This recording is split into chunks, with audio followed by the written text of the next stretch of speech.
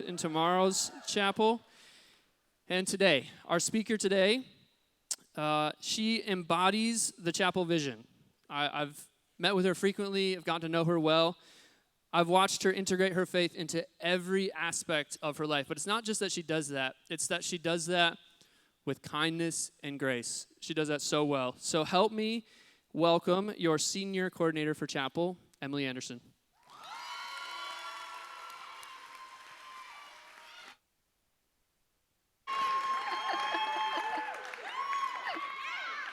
Thank you, guys. Wow, that was really warm.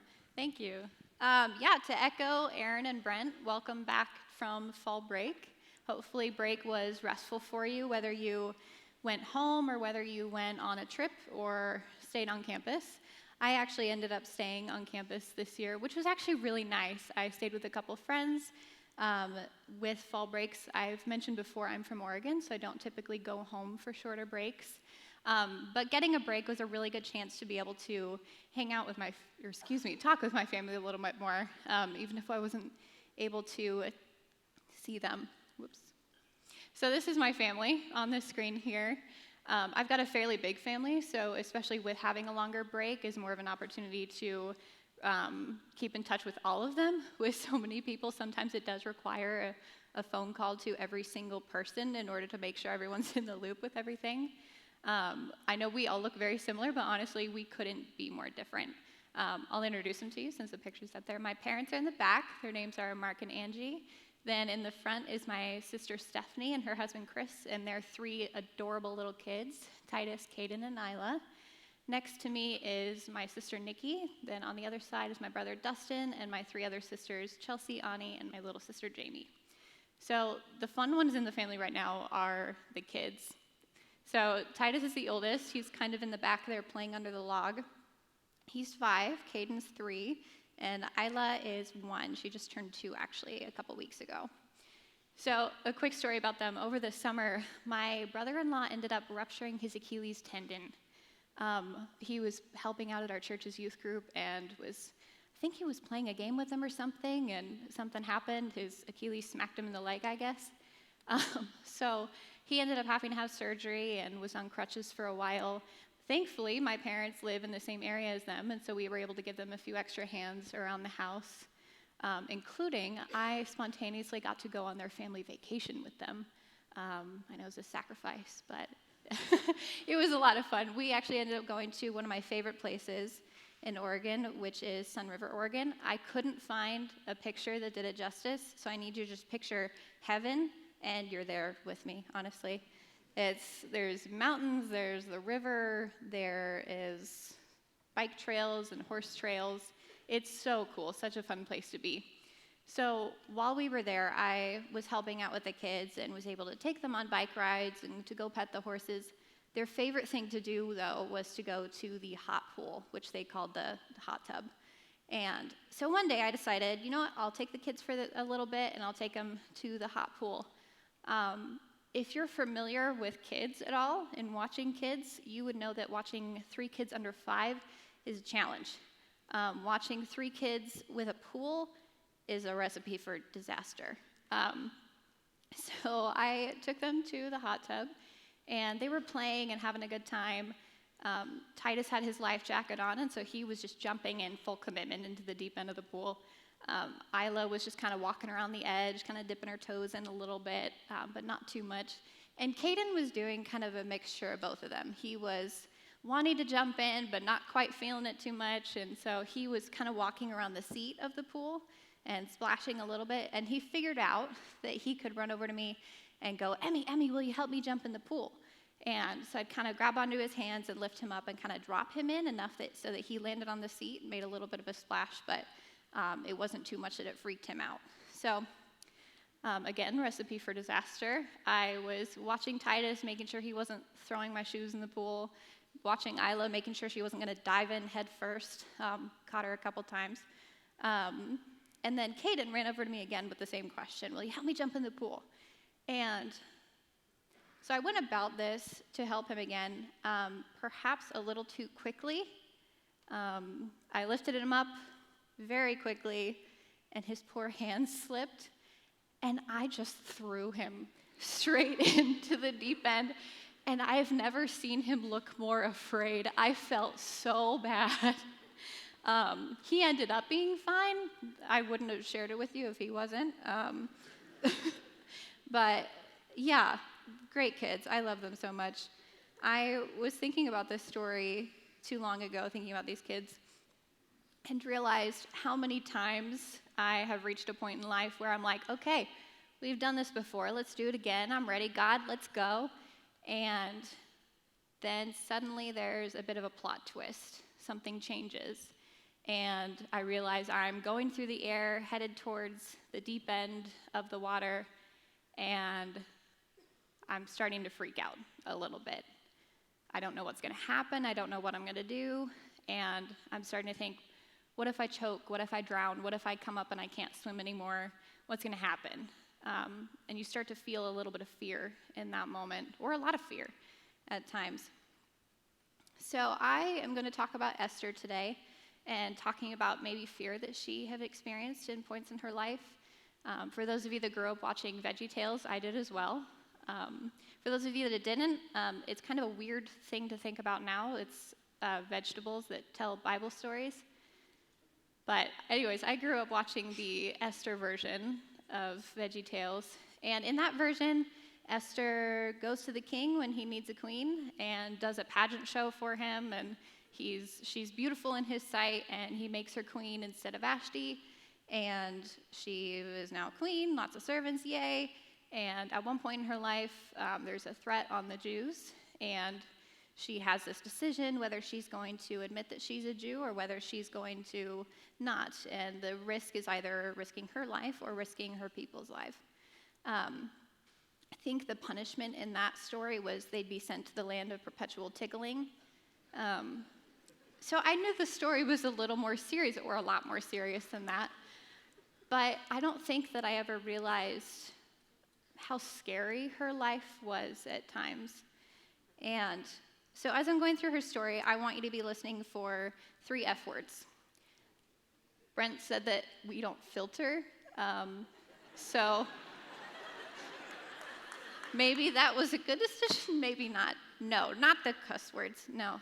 He said that he or I would get in trouble if I said those. So I want you to be listening for 3 F words: fear, faithfulness, and freedom. Don't worry, Brent, I haven't gotten you in trouble or fired yet.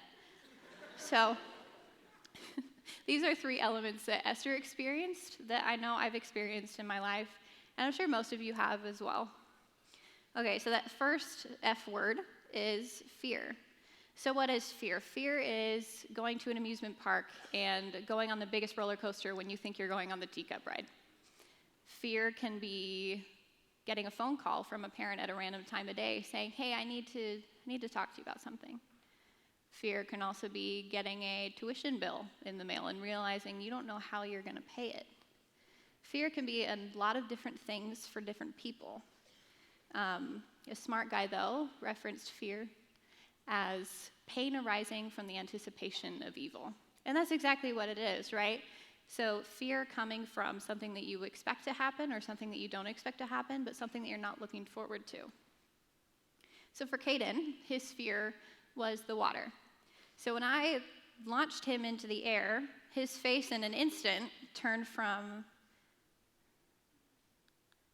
this to this. I would have been shocked if he had looked excited. He wasn't comfortable with swimming in deep water. He wasn't familiar with it. And he was helpless in the water. He didn't know how to swim. He had a life jacket on, but he still didn't know how to swim.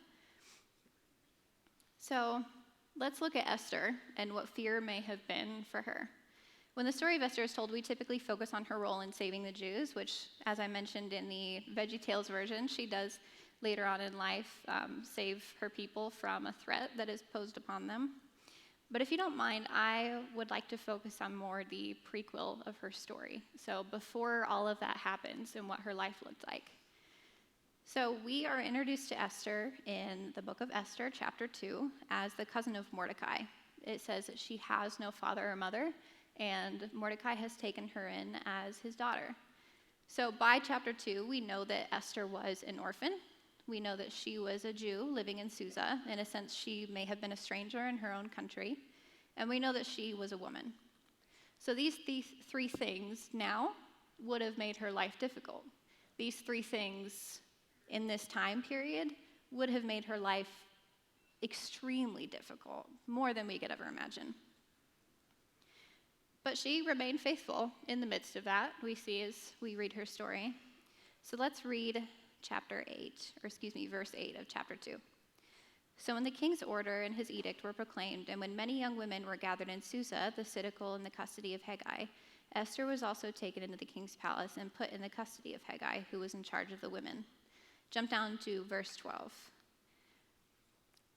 Now, when the turn came for each young woman to go into the king's Xerxes, after 12 months under the regulations for the women, since this was the regular period of their beautifying, 6 months with oil and myrrh, 6 months with spices and ointments for women. Verse 14, in the evening she would go in, and in the morning she would return in the second harem in the custody of Shaashgaz, the king's eunuch, who was in charge of the concubines. She would not go into the king again unless the king delighted in her, and she was summoned by name. So let's talk about this for a second. Regardless of her life, what her life may have been like before the king made this decree, when he made this decree, she was torn from her home, held in custody, forced to go on this detox cleanse thing that was probably the worst, and forced into being a concubine for 10 months. For those of you who don't know what concubine is, the king basically owned her. He owned her body, and he could do what he wanted with it. So for Esther, her fear was for her life, her well-being, and for her dignity. She was basically kidnapped and enslaved, and her life from there on out was basically how people treated her body. That was what she was there for. So the Bible reminds us that Esther does indeed remain faithful, but I'm willing to bet that she did experience points of fear in her life. She couldn't have gone through this time of her life thinking, all faith, no fear, it's kind of a sucky time, but, God's got it. She was living a nightmare. And that could have been horrible, and that would have been horrible. Fear is a natural human emotion, and Esther was, in fact, a human that had every reason to feel fear. So I've struggled a lot with, is it okay to be afraid? Is it okay to be fearful? In high school, I loved this phrase, faith over fear. I thought it was awesome that you could just trust God and everything would fall in line and you had nothing to worry about ever, that fear wouldn't be a problem. However, as my life continued, I began to struggle with, if I'm being fearful, am I having no faith? I came to points in life where I was very afraid and thought, is my faith not strong enough? What am I not doing that I'm not succeeding in being faithful? There was a large period in life where fear was a huge driving force for me. But I struggled with feeling guilty, again, with this thought of, am I just not being faithful enough? I introduced you to my family earlier. When I was a junior in high school, my sister Ani was diagnosed with a severe brain disease. And watching her and my family, even in early stages of treatment, starting to learn how we were going to cope with this, how we were going to help her the most we could, it was extremely challenging. And I kind of made a subconscious decision that I was not going to go far away from home. God obviously had different plans for me, as I'm now over 2,000 miles away from home at Grace. And I've thanked God every day for bringing me to Grace. That was a decision that I was very confident in. And felt good that this is where I'm supposed to be. But there are still times when I struggle from being away from home. Going into my senior year, the summer before my freshman year, the summer was a dream. I absolutely loved it. My sister was pregnant with her first baby girl. I had just started seeing this phenomenal guy, and work was great, and I was able to hang out with family and friends and just enjoy the summer before school. Then a week before school, my grandpa passed away. Then the day before I left for school, my coach of 5 years passed away. And I found myself over 2,000 miles away from anyone I knew or anyone that knew them, grieving, feeling alone, and feeling terribly scared. It was an unfamiliar place. During this time, my fear came from a few different places. It came from the known, and it came from the unknown. So there were the things that I knew were going to happen. I knew that I was going to be missing the birth of my first niece. I knew that I was going to be grieving the death of two very important men in my life around no one that knew them. And I knew that I, one way or another, had to adjust to school, had to adjust to a new life. On the other hand, I didn't know if I was going to adjust or make friends. I didn't know that my boyfriend and I would part ways. I didn't know how my family was going to be without me being there. As my time passed at Grace, I began to pick up this phrase a little bit more that I had been hearing around me. I'd be shocked if you hadn't heard it yourself. When people say, I'm fine, it's fine, everything's fine. So I picked up that phrase fairly quickly and learned that it was a really good way to say, I'm doing okay, but kind of not, but please don't ask any more about it, because if I admit it, then I won't be okay. So I started to use that a little more frequently as kind of a mask that I would put up. It's fine, I'm fine, everything's fine. I was not fine. It was not okay. I was freaking out. Nothing was going as planned. I wasn't okay. And that was okay, to not be okay. What wasn't okay, I'm using that word a lot, was that I was not all right to admit that. I was afraid that people would see me as weak, as people would see me as faithless. I was afraid to admit that I was human. But fear, again, as I said before, is a human emotion, and God made us human. Looking back at Esther, she couldn't have lived her life without experiencing fear to one extent or another. Each time we see fear in the Bible, it's often playing a part in God revealing his bigger picture to us. Fear, again, is a normal reaction to the unknown or incomprehensible. It should not be dwelt upon, but it should also not be denied. Fear is there for one reason or another in our lives. If we deny it, are we denying God a chance to use it? I don't know the answer to that. It's just a question. Whether it's fear of water, fear of circumstances, or fear of the unknown, sometimes you get tossed into something that you don't know how to handle, and you have to experience being human for a moment. The second F word that I want to focus on is faithfulness. In other words, other words that come to mind when I think of faithfulness are loyalty, constant, dedicated, committed. You could probably think of a few more. One analogy that I used when trying to think of faithfulness was rock climbing. So a couple years ago, my sister Jamie convinced me to take a rock climbing class with her. I don't know how. I'm terrified of heights. But I did it anyways with her. For those of you that aren't familiar with rock climbing, one person will climb while the other person holds the rope and is on belay. So since I didn't like climbing, she would climb while I held the rope and was on belay. So the person that is on the rope is told to never take their eyes off the person that's climbing, and they're in charge of keeping them safe. So it was always interesting rock climbing with her when we were in an argument or anything. And it is really something putting your faith in someone that you know isn't happy with you at the time. Of course, I was always going to keep her safe, and she knew that. So she trusted me to keep her safe, and I knew that I was going to keep her safe. That is trusting the person that's on the rope, and faithfulness as the person that's on the rope to keep them safe. Faithfulness for Caden was his life jacket.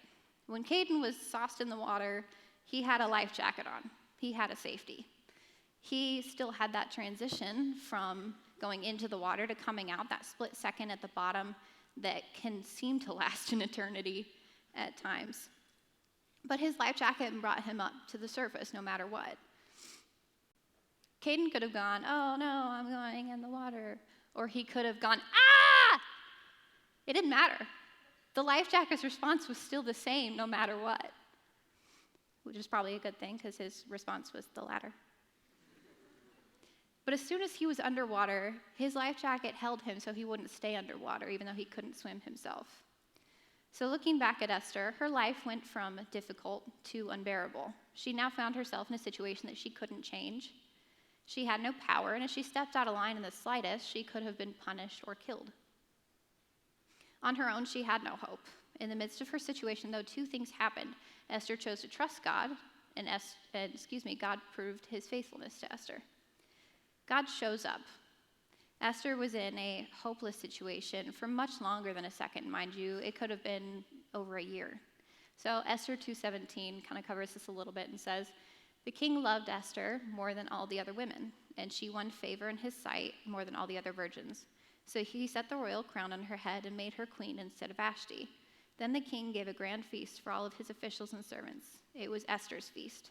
He also granted a remission of taxes in the provinces and gave gifts with royal generosity." So how did God prove his faithfulness to Esther? Everything that Esther was in and around was gloomy. And when I picture God's ideal faithfulness, I would have just had God smite the king, Esther's head honcho now. But that's not what he did, but that doesn't make it any less beautiful.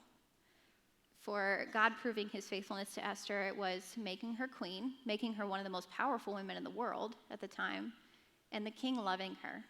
He didn't have to, but he did, and that was part of God's faithfulness to her. We're a shadow of God, right? So is our picture of the ideal perfect plan only a shadow of what God's perfect plan is for us? In my life, trusting God's faithfulness and that he will always come through has always been a constant battle for me. It's a day-to-day. I have found that so often when I'm in a frightening situation, I come up with the best solution possible. And I come up with this master plan so that everything will go right. I found that God does not often follow the script that I give him, though, and often goes about it a different way. That's not a bad thing, though. So someone that I've always looked up to and admired their faithfulness is my Aunt Susie. So a little bit about Susie. She was a single woman in ministry, working as a missionary in Europe for over 10 years before meeting and marrying her husband. They adopted 2 kids with special needs from Kosovo, and she is now working as one of the highest held positions at Greater Europe Missions, the missions organization she works for. And she is currently getting her master's degree in nonprofit management from Grace College. Yeah, she's pretty cool. So I came to Grace a little bit early this year for training, and about 2 days in, I got a call from my mom saying that Susie was just diagnosed with cancer. So throughout that, she has told us that her top priority with everything is her family. How's she going to be there for them and provide for them? And she continues to do so even when she doesn't feel well. But she has still experienced moments of fear. And we've experienced moments of fear for her and her family. A few weeks ago, she had her first surgery, and the doctor called her to schedule her appointment and was saying, "Okay, you got to be here at this time, and your surgery is scheduled for 10:02. And he kind of paused for a second and said, "That can't be right. That's an odd time. I'll double check that." But before he could do anything, she said, "No, that's right. I know that it's right because I love Jesus, and I work for a missions organization that prays every day at 10:02. And this is God showing his faithfulness to me." Now, in my mind, the perfect plan would have been a phone call that said, "Congratulations, you're healed. Somehow the cancer's gone." But that wasn't God's plan. God's plan was being able to be with her and say, "Hey, this isn't what you expected or anticipated, but I love you, and I'm holding your hand this whole time." Sometimes that reminder is straightforward of God's faithfulness, and sometimes it's not. Sometimes it is a smack in the face, and sometimes it's getting a text from a friend that you haven't heard from in a while on a day that you really needed it. When we need God the most, he's going to be there at all times. He shows us his faithfulness, and his eyes never leave you. Now, we've talked about fear being human, fear being a tool that God uses, and admission of fear being something that can be strong. We've talked about faithfulness, that comes from God being constant and being something that He will never fail you in, even if it's something that you don't expect. Now I want to talk about freedom. So every time I think of freedom, I think of this soundbite of someone just going, "Freedom!" I don't know why it's funny to me. I don't know if it's from something, but I find it comical. So what does freedom look like? Freedom is walking out on a Friday with no homework, and you're just going to hang out all weekend. You are free from obligations. Freedom can also be those seniors in the room that will be walking on graduation knowing that you never have to touch a piece of homework again. I don't know about you, but I'm looking forward to that. Freedom. Every picture that I found of someone referencing freedom, they had their hands in the air. Sometimes you just feel so free you don't know what to do with yourself. You just throw your hands in the air and you're like, God, you've got it. Freedom is no obligations to an extent. Freedom is no longer being confined or imprisoned. When you feel free, you feel this weight off of your shoulders. But what does freedom have to do with fear or even faithfulness? 2 months ago, I don't think I would have put those words together. We've looked at situations where you're put into fear and positions where your only option is to trust God and His faithfulness. Now, what is the outcome of trusting God?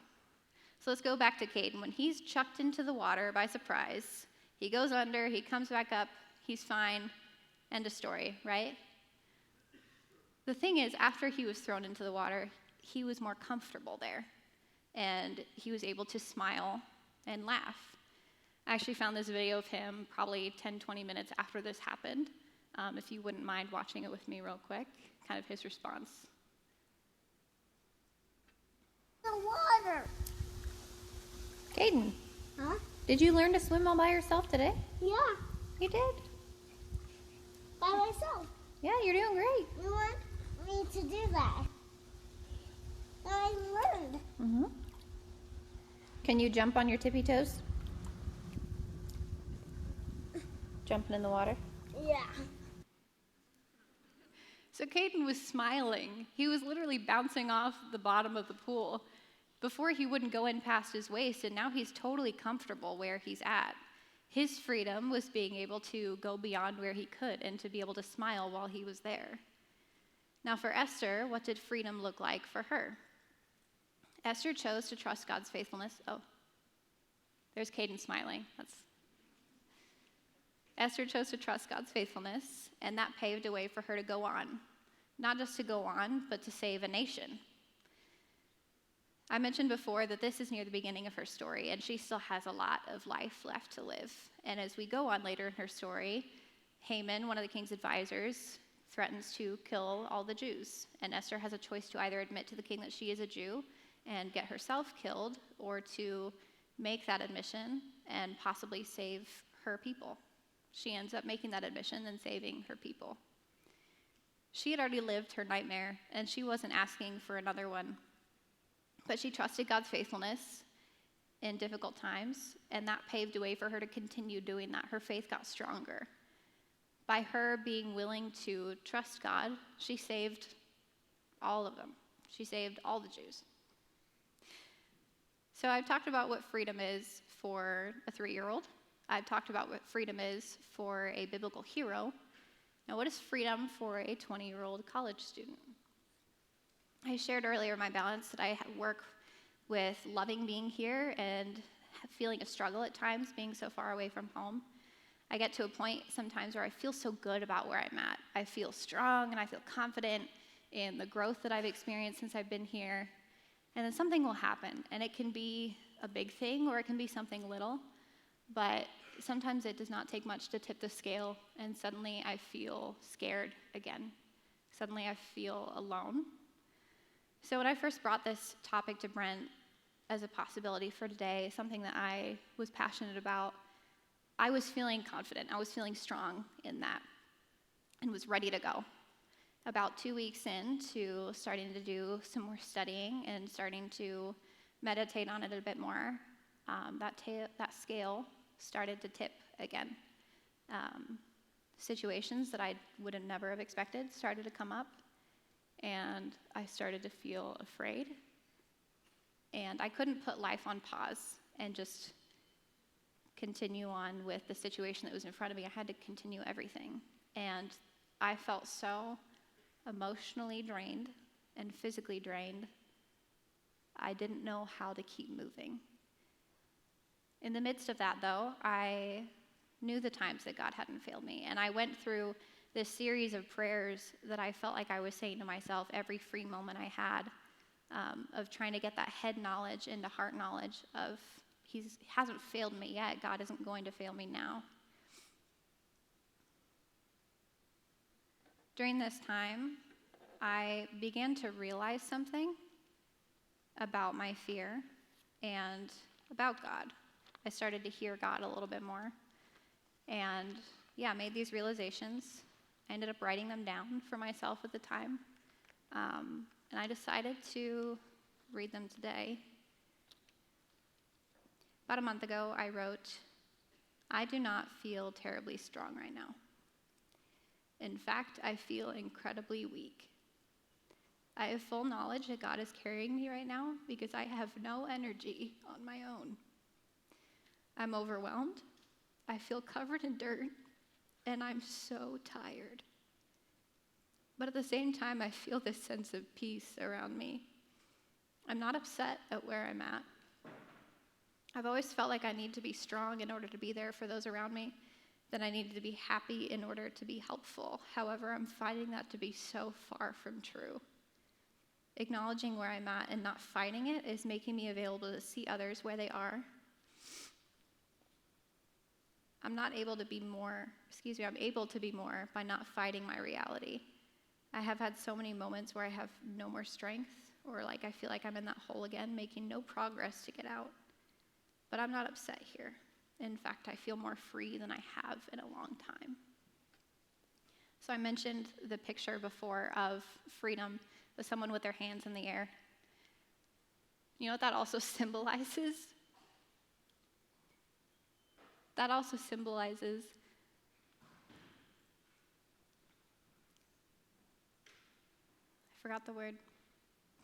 That also symbolizes surrender. Being able to say, putting aside any false confidence or notions that people have about you, trying to put aside any facade that you're trying to keep, and saying, "This is where I'm at. Take it or leave it." When we're willing to set aside these things, we're able to see that God doesn't wait for us to get it together to be with us, but He sits beside us in our brokenness. Get this, we're broken. I don't care how strong you are, you're human, and you can't do it without God. You can't carry the weight of the world without God. So we've talked about fear, a human reaction to uncertainty, faithfulness, which is God's response to broken humans, and freedom, something you can experience when you admit to both. Let me ask you this, why do we shut out fear? Is it because we're striving for perfection, or we believe it to be sinful or weak? Jesus sweat blood when He was crucified. He was that afraid, and He's perfect. Again, we're not perfect. We're human. But being imperfect does not make you unlovable. My challenge to you as you continue on with your day is to try and reflect on what you're doing with your fear. Are you dismissing it? Are you dwelling on it? Or are you recognizing it and giving yourself grace and surrendering it to God? Let me pray for us as we close. Dear God, thank you so much for this time. I thank you for every person in this room right now. God, I don't know where everyone is, but I just pray that you will help us to recognize where we're at and to feel free to be able to acknowledge it and to bring it to you. God, help us to know that we are loved, that we are broken, but that does not make us unlovable, that we are so loved in your arms. Help us to remember that every day, Lord. In your name, amen. You are dismissed. Thank you.